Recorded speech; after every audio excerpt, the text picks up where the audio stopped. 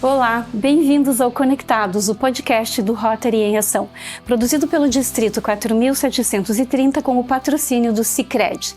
No episódio de hoje, Ramon Cottar, Imagem Pública Distrital, conversa sobre o Núcleo de Saúde Mental do Distrito 4730 com a governadora 2020-2021, Anaídes Pimentel da Silva Hort, associada ao Rotary Clube de Curitiba Terceiro Milênio, e a voluntária Rita Rigoni, psicóloga clínica. Não é só dinheiro, é ter com quem contar. Aqui no Sicredi não é só dinheiro, ter com quem contar. É sonhar, é realizar. É crédito, é acreditar. É todo mundo prosperar. Não é só dinheiro, é conservador, é arrojado. É moderado, é investir sem perfil determinado. Não é só dinheiro, é ter com quem contar. Aqui no Sicredi não é só dinheiro, é a Ana, é a dona Ana. É de grão em grão, é uma grande plantação. É seguro, é consórcio, é poupança, é cartão. Não é só dinheiro, não é só um bolo. Piscina, milho, é seu sonho sob medida. É ser atendido sem sofrência, no app na vida, no zap na agência. É gerente pra te impulsionar, Nunca te empurrar. é ter com quem contar.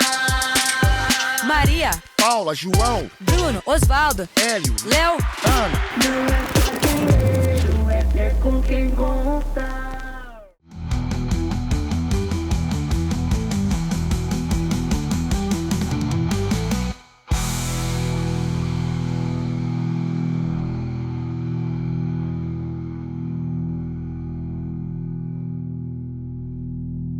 Obrigado, então, companheira Rita e a nossa governadora 2021, companheira Anaídes, que encontraram esse tempo de participar conosco no Conectados. E vamos falar hoje sobre esse núcleo de saúde mental que, até em nossas reuniões, a companheira Anaídes falava, é um dos únicos distritos, né, no Brasil que tem, um dos únicos distritos que tem esse núcleo. O que motivou, o que levou à criação desse núcleo?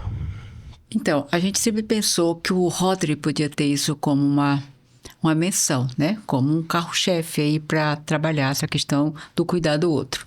Durante a pandemia, surgiram vários pedidos para atender questão de ansiedade, questão de como lidar com a solidão e tal. Mas isso não era muito oficial. Então, a gente colocou isso nos grupos, mas só agora, no ano 22, 23... Na governadoria do Laércio. 23 e 24. 23 e 24. Não tem problema. 23 e 24, com o presidente Gordon, né, colocando isso como uma das prioridades dele, de cuidar dos nossos companheiros, ele falou muito da saúde mental e colocou como uma menção. Ele tem um caso, né? Ele tem um relato. Ele tem o irmão dele e foi através disso que mobilizou ele a trazer isso como uma prioridade da gestão dele. E o governador Laércio, com a sua sensibilidade, ele já estava comigo no ano que eu estive governadora. A gente fez a proposta, vamos fazer, e ele falou que gostaria muito. E nós criamos o núcleo e foi oficializado mais ou menos em agosto, setembro de 2023, né? E aí nós começamos um trabalho com mais ou menos 20, 21 profissionais de várias áreas, não só da área da psicologia, mas da área da fisioterapia, a área da pediatria, e agora tem um outro companheiro que ele não está no núcleo, mas ele também está assistindo a alguns jovens que a gente está pedindo, que é um neurologista. Então, acho que é um trabalho de excelência do Distrito 4730, a serviço dos rotarianos e das suas famílias. E a serviço dos rotarianos, inclusive, esse trabalho de excelência atinge aos intercambistas. Sim.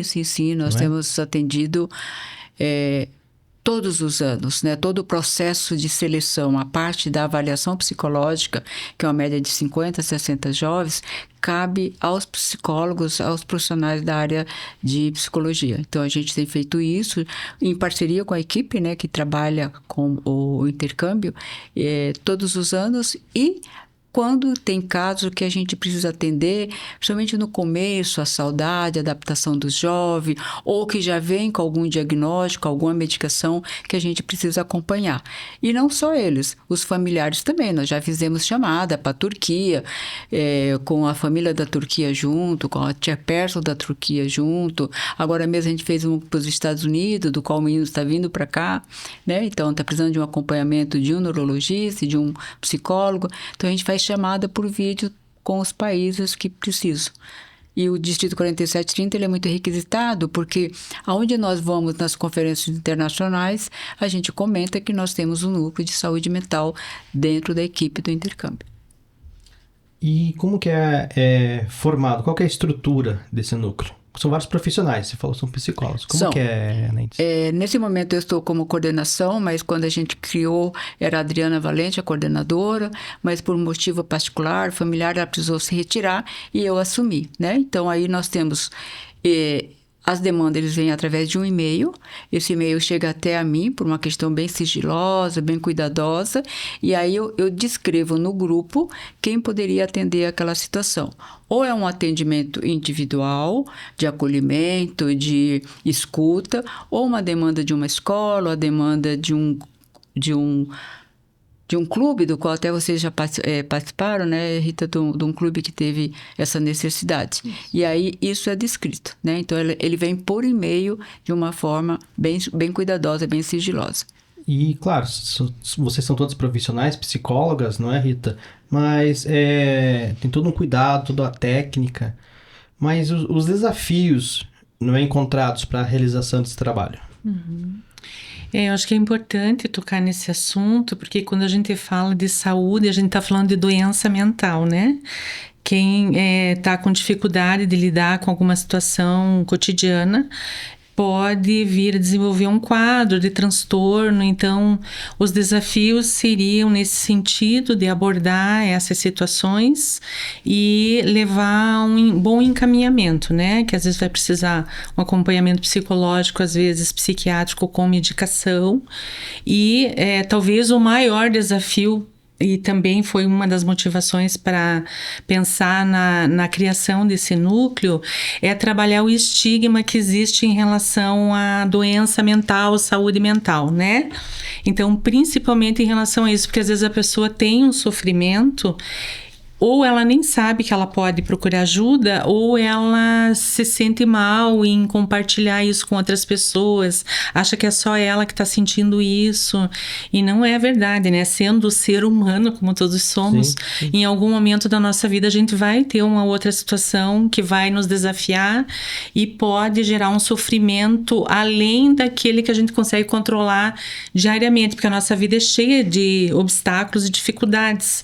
Mas assim, quando você precisa de ajuda é quando realmente você não consegue lidar com essas situações, escapa do seu controle, começa a interferir na sua vida pessoal, na sua vida profissional, né? Nos hábitos de alimentação, de sono. Então, aí sim precisa procurar ajuda. E quais são os sinais de alerta, Rita, que vocês podem destacar, que a gente pode ficar atentos? Então, mudança de comportamento para a psicologia faz muito sentido, tanto para adultos, idosos, crianças e adolescentes.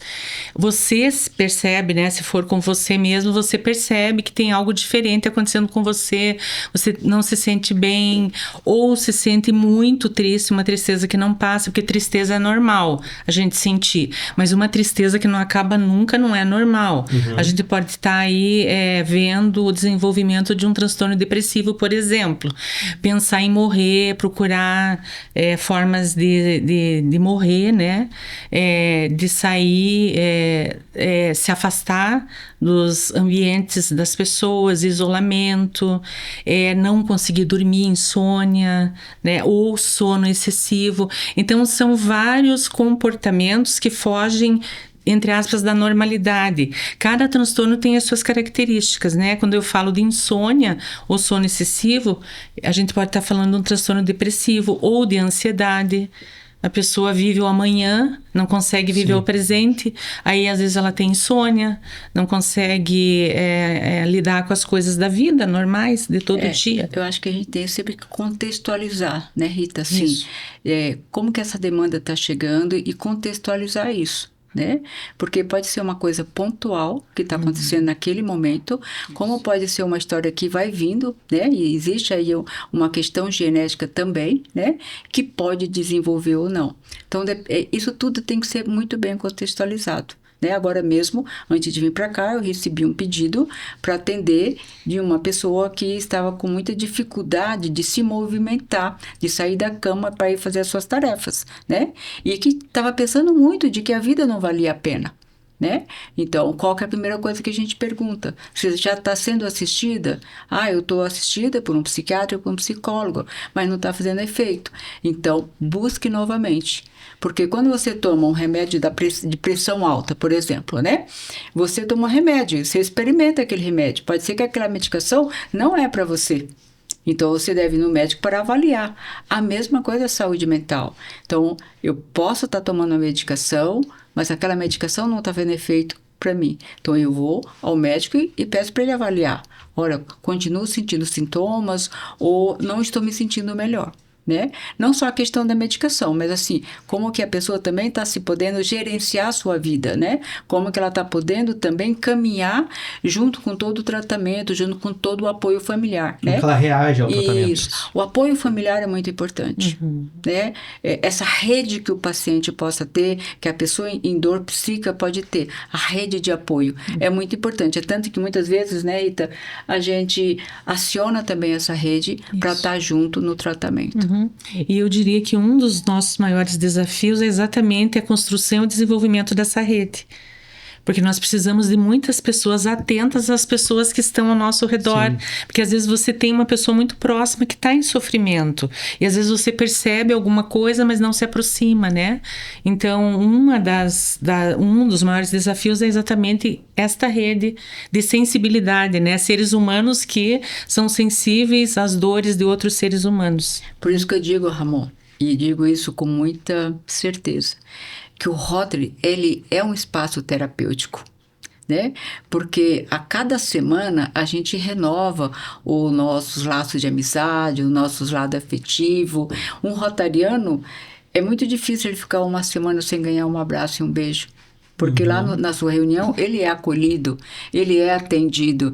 Então, essa é uma das redes também que a gente pode estar colocando aí como do núcleo de saúde mental também e de todos, né? E uma das questões de ser saudável mentalmente é você se sentir pertencendo a um grupo.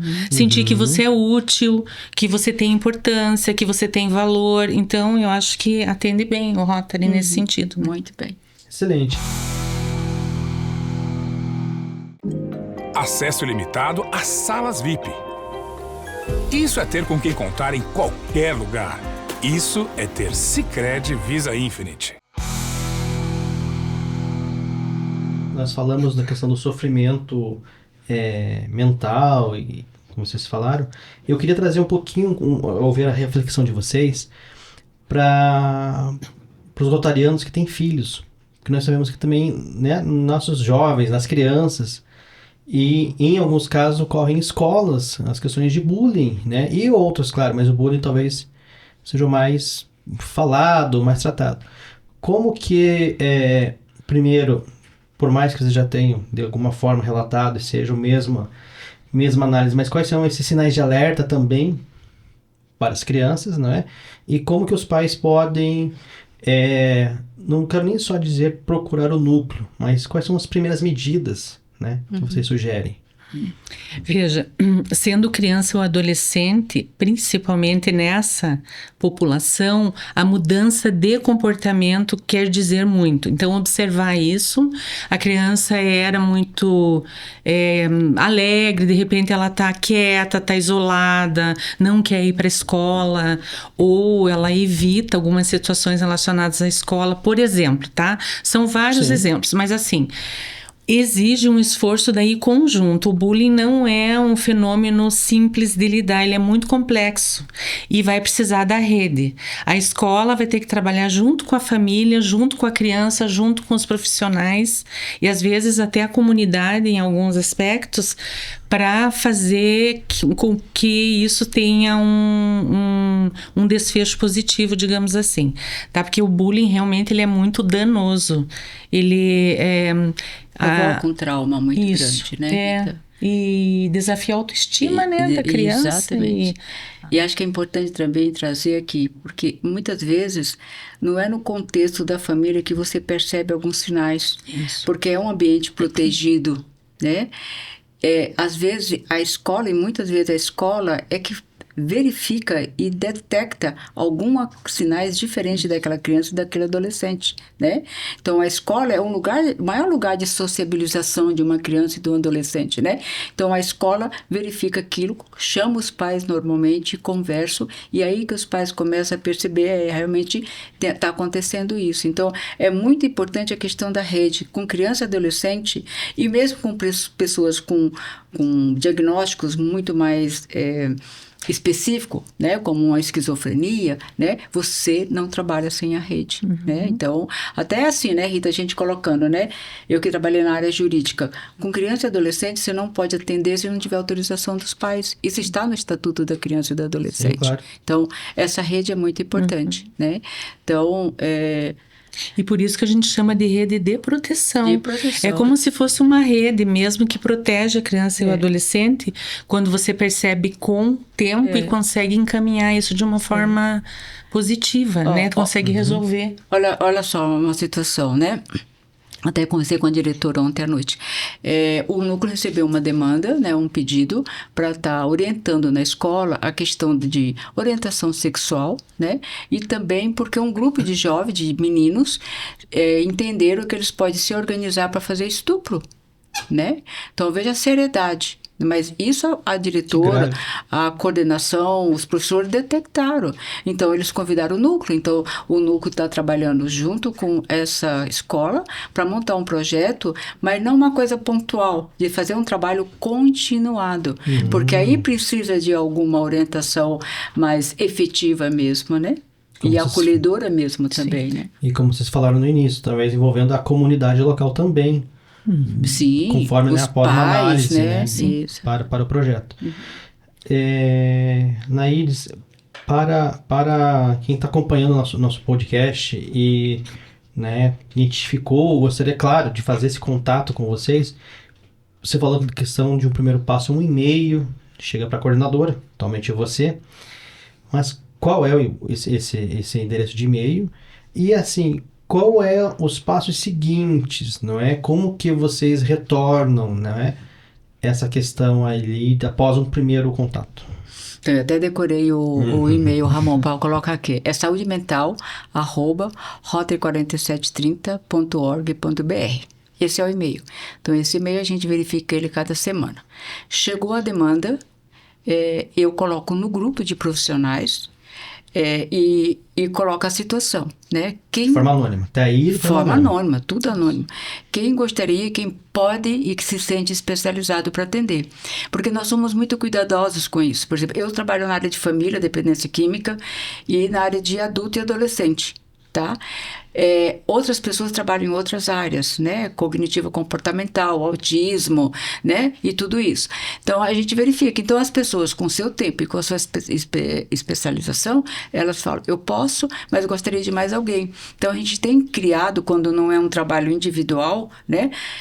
Grupos para poder atender. Até para também nos proteger também, né? Porque todo o trabalho nosso, às vezes a gente precisa compartilhar com outro profissional para nos ajudar, né? Porque a gente trabalha com transferência e contra-transferência em alguns casos também.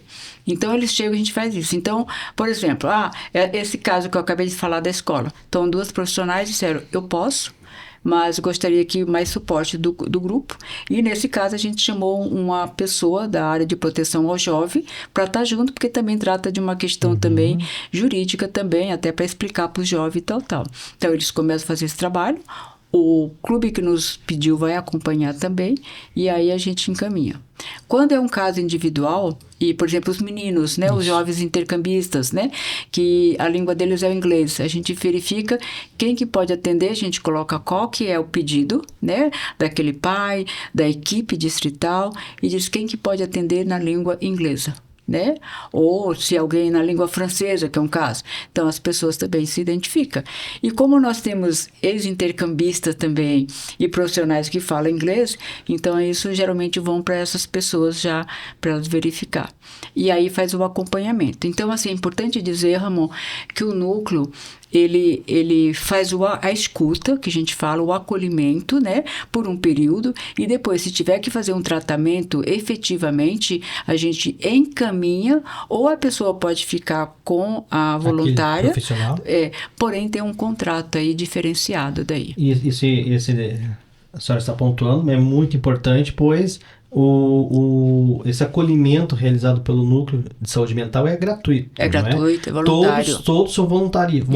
Isso. Fazem um trabalho de voluntariado, não é? Isso. Neste atendimento. E nós citamos, acho que 2, 3 vezes, a questão para os intercambistas, tudo. Mas eu sei, vocês já me falaram, é disponível a todo rotariano. Uhum. É para todo rotariano e família dos rotarianos, né? A gente não sabe até quando que a gente vai ter perna para atender tudo, mas a gente está cada dia avaliando isso, né? Certo. Então, com os profissionais que estão, e quem sabe a gente tem outros profissionais dessa área dentro do Rotary, dentro do distrito. A gente está abrindo isso para outras pessoas entrarem também. Não abrindo, né? Está aberto, na verdade, né? Mas divulgando isso para que outros profissionais interessados possam participar. Possam participar dessa rede. Isso. Atualmente, aproximadamente, pelo número de intercambistas, é possível fazer um cálculo, mas quantos atendimentos o núcleo já realizou? Eu não saberia dizer assim, porque, na verdade, os intercambistas a gente atende em grupo, né, quando é no processo de seleção. Sim. Aí a gente atende, como a gente está atendendo 2 casos agora, em situações de adaptação mesmo, né? Então, está sendo atendido, né? Escola também, e essa escuta, esse acolhimento, ele vai assim de uns 3 meses, né? A parte é voluntário para todos, sim, né? Para os intercambistas, é voluntários até a necessidade deles, entendeu? E aí depois a gente passa a fazer um novo contrato. Eu não saberia te dizer quantidade, eu saberia dizer assim, que a qualidade e a repercussão, o impacto que está tendo é muito positivo. Tá? Eu acho que é isso o nosso trabalho. Até agora a gente pensou de fazer um grupo de estudo, né? A gente não conseguiu um tempo para a gente até estudar esses casos também. A gente não teve tempo ainda para organizar isso. Não, tá ok. Já vamos caminhar para o encerramento da nossa entrevista, pelo nosso tempo.